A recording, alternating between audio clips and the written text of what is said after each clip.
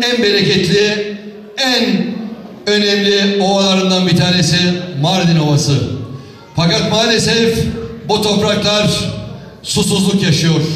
Bu susuzluğu aşmak için bir an önce, yıllar önce yapılan, mekanı cennet olsun, Süleyman Demirel döneminde büyük ağırlıklarla yapılan Ecevit hükümeti ve Milli Selamet Partisi Erbakan Hoca'nın koalisyonu döneminde önemli katkılar sağlanan, rahmetli Özal döneminde de büyük destek verilen GAP projesinin mutlaka bu noktaya gelmesi lazım ve mutlaka ve mutlaka Mardin'de sulanmadık bir tek tarlanın kalmaması lazım.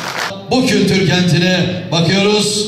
Dünya kültür listesinde, dünya miras listesinde Mardin'imiz yok. Niye yok biliyor musunuz? Bugüne kadar gelen siyasiler Mardin'e gelmiş ve geçmiş. Bugüne kadar Mardin'e gelen siyasiler buraya oy toplamaya gelmiş. Biz Türkiye Değişim Partisi olarak Mardin'e oy toplamaya değil, sevgi ve güven toplamaya geldik. İnternet sıkıntısı var.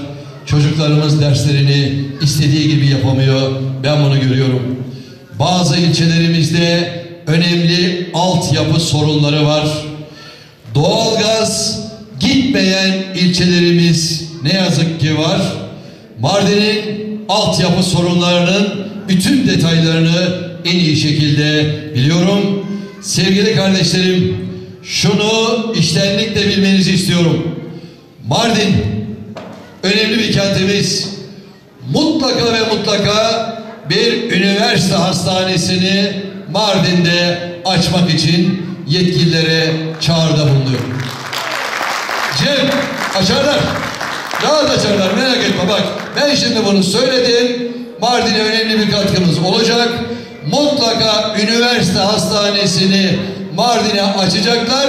Çünkü açmazlarsa 18 ay sonra Türkiye Değişim Partisi gelip o hastaneyi %100 açacak. Fikirlerinin önünü açan parti biz olacağız. Ülkemizin yüreğinden Allah'ım izin verirse o korkuları biz yeneceğiz. Cesareti, özgüveni bütün yurttaşlarımızla biz buluşturacağız.